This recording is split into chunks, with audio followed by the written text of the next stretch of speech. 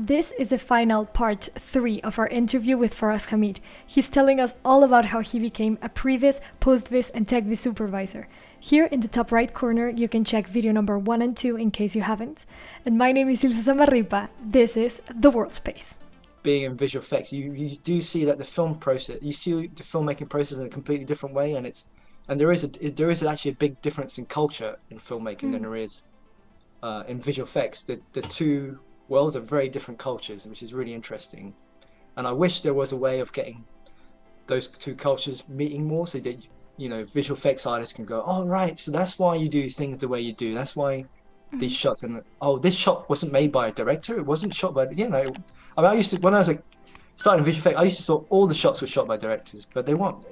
I would say probably 60% of the film is shot by the director, and the other 40% is shot either by the visual effects supervisor or the second unit director, or even by stunts. Oh, yeah. So there's a lot of footage that comes into the movie that wasn't shot by the director, and I never knew that for a long time.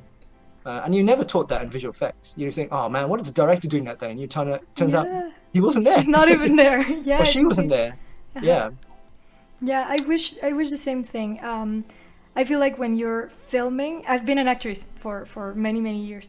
And I feel like when you're making a film in set, the dynamic is different. You kind of get the sense of how things are working, what is going to look good and what not, in post, because you kind of know both worlds. So you're expecting something out of it.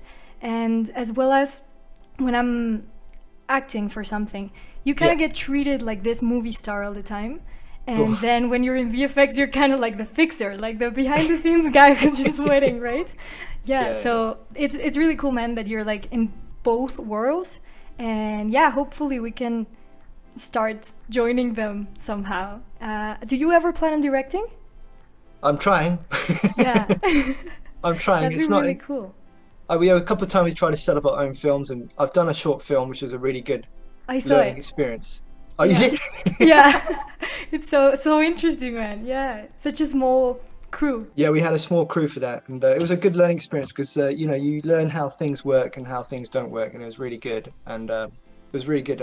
I got a lot of good feedback on that film, but it's just trying to make a live action feature film is really hard because just getting the money. No one gives money anymore to independent filmmakers, especially now with COVID. But we're still trying. We're not going to give up. That's great. Yeah, because who knows better like filmmaking than you guys, who are actually joining all the departments together and kind of going back and forth between everything that should be working. Yeah, I mean, I say to people of all the departments out there, I would say Previz is probably the best film school in the world. And it's not like I'm waving a flag because, oh yeah, I'm a Previz artist, it's the best thing in the world. It's not. I've worn many hats. I've been a tracker. I've done finals in Nuke.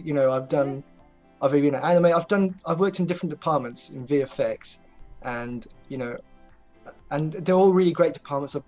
They do amazing work, but there's no job that lets you interact with so many different people and be in the same room with directors and editors and production designers shouting and crying about how to make a movie work. Right? 100%. Yeah, I mean, and even in film school they don't teach you that. I mean, I've been in meetings where the director starts crying with me.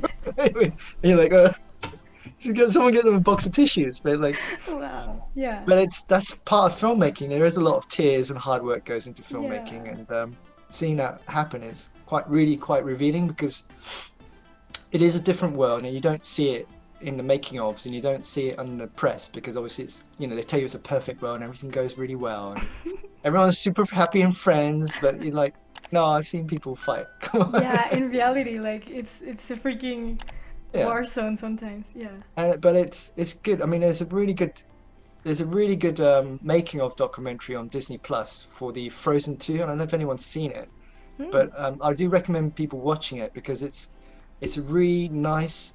It's the first time I've seen a making of documentary where it does reveal some of the scars and the pain that goes into making a movie and the frustration and some of the confusion that goes on, and it is quite representative of quite a lot of studio films. So I do recommend people in VFX watch that, and I'm sure that when they're watching, they'll relate to a lot of the issues that they see in it as well.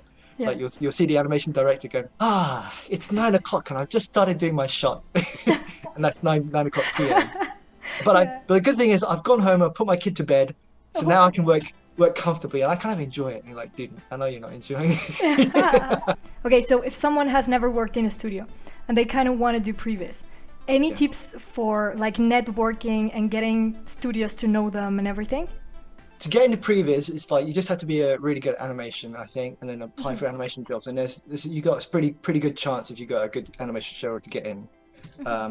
But for working with studios and building contacts and stuff, it's a different story, because it's almost like you start becoming an actor or somebody where you start auditioning yourself, and you have to be good at your craft, and you have a reputation in industry. And like, you know, you realize that, especially as a supervisor, that you'll have reputations and everyone talks about you. Like, you know, is Faraz a good supervisor? Does he get his tech viz right? Is he argumentative, or does he do amazing sequences? And you know, the more film, and you also judge by the films you worked on. I mean, if you've done 100 Garfield movies, you might not get, you know, a Marvel movie, right? But and that's not to put people down who've worked in Garfield films. No, but it's like you build a certain reputation. Yeah. So I mean, I've you know, in the past, I've had to choose my movies. I've had to quit films to go on to I had to quit a film to go on to Batman Dark Knight, and that was a sacrifice, but it paid off, because after working on Dark Knight, everyone goes, "Oh, you became you're the previous guy who did Dark Knight." Yeah. And then I did Dark Knight Rises, and then, you know, and then off the back of that I got Interstellar. So to do those, I had to quit companies, I had to turn down jobs to do that. So there's that. But at the same time, the flip side is that it earned me a lot of brownie points, you know. And the other thing is really important is to be honest. I think that's really, really important in this industry, because you can't hide in this industry. So if you're not an honest person, everyone's going to know about it, you know. And if you're a backstabber, everyone's going to know. And for me, like, one of the most important things in this industry is that you got to look after the people that work for you, you know, or your juniors, or your mids, or your leads, and all your co-soups, and all your management.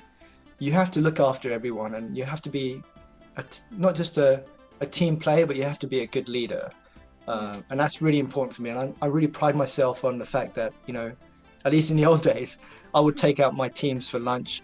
I would do one-to-ones with my teams. I would hang out with them after work. And even after we finish shows and I don't see them for years, I would ping them. Okay, hey man, how you doing? I remember doing such an amazing job you did on that show. And that's really important, because, you know, we're as well as being human beings, you know, we're a small industry, and we have to look after the people we work with. You know, we're a community, and that's really, really important. So for me, I think that's really important as you know, being a good previous soup or any kind of supervisor or leader. It's very important that you look after each other, because, you know, we don't live long lives. You know, we're very here for a short amount of distance. So the more we can do to help people, and, you know, bring juniors up and make them mids, and make mids leads, and make sure they have good pay, and that's really, really important to me. Yeah, that's wonderful. And if everybody thought the same way in the industry, I think it would be a much friendlier place where people would be like not afraid to express their minds, and kind of like build a strong community. Like you're saying, the teams that are really strong are the ones that make a better job. I am a fan of leadership, and I think it's crucial. It's crucial to become anything, to build a strong team. Well, for me, I think it's, if you want to make work fun, and, you know, fun for the people coming in, because it is a fun industry. It's, for a lot of us, you know, visual effects and filmmaking is a hobby, you know, that we all love, and we've turned that into a job. And on one of my last shows I worked, we called it the country club, because we ran it like a country club.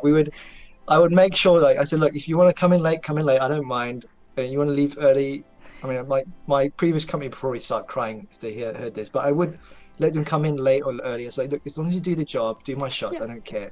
And at lunchtime we would go and have wrestling. We had a wrestling club, we had a tennis club, and we also had a jogging club, and we would all go into our different clubs and hang out, and it was great. And this was on a really high intense big budget superhero movie. Wow. And you know, sometimes the clients would laugh at us because they'll come in and see in a room like two guys wrestling on crash mats. And what's going on here? So, oh, you know, we're just training. You know? But you know, we had such a great time on that show. We did great work. I mean, we always talk about that country club, and I love it. Yeah. And you know, at least for me, I proved to myself that you can have fun at work. You can do good work, which we did. We did really good work. We turned around a really difficult film, and we had fun while doing it. And we did our best to make sure the clients were happy. You know, we were always honest with them. Always made sure we were clear on our deadlines and trying to over deliver on our shots. And that's really important. But at the same time, have fun. You know, you don't have to work late. You don't have to, you know, tell fibs or, you know, try to score points in meetings and stuff like that. It's like, no, you just do your job, have fun, go home, right? That's it. Right. Become really good at your craft and make friends, because later on everybody in the industry knows each other and we kind of help each other as we go. Yeah, and it's possible. I mean, for me, like, you know, one of the things about working from different directors is learning how they all work differently. And a lot of directors work really hard, work really long hours. But there was one director who was amazing, and that's Steven Spielberg. And he's well known in the industry for being really nice to his people on set. He's really open to ideas, and he's really efficient with time. He'll come to set, he'll shoot all his shots, and sometimes he'll finish like 2 or 3 o'clock in the afternoon, and it goes, right guys, we're done. And everyone's like, wait a minute, we've got until 6 o'clock in the afternoon to finish. And I go, no, I've got my shots. Because wait. But we got all these people we're paying for. We're not pay them, but we've got my shots. Let's go and do it tomorrow next time. Oh wow, that's awesome. So and it's not just Spielberg's like that. Apparently, Clint Eastwood's the same thing. He's such a very efficient film director. He'll come to set, shoot the shots he needs, and then suddenly 3 o'clock or 4 o'clock in the afternoon, he's done. Right? Let's have dinner and go. Yeah. And I was like, well, but what, we're paying all these good people a full day. It's like, we'll pay them full day. We did a really good job today. Let's go. And they proved that in the industry, you don't have to be difficult, and you don't have to work really long hours to make good movies, you know. And you know, and of course not everyone's going to work the same way. I think it's just nice to see if they can do it, maybe other people can. Yeah, makes sense.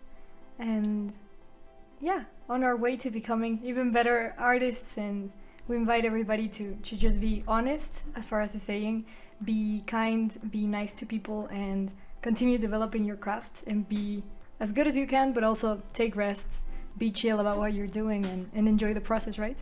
Exactly, yeah. Thank you so much for watching, and please let me know in the comments down below if you like this video, if you'd like me to do more interviews like this one. My analytics tell me that 90% of the people who watch my content are subscribed to my channel, so thank you guys, thank you so much for supporting me. If you want to become a patron, an official producer of my content, and have Zoom meetings with me, private conversations, feedback sessions, Q&As with the people I interview, I will leave you a link to my Patreon down below. Thank you so much for watching, and keep making art, you beautiful artists!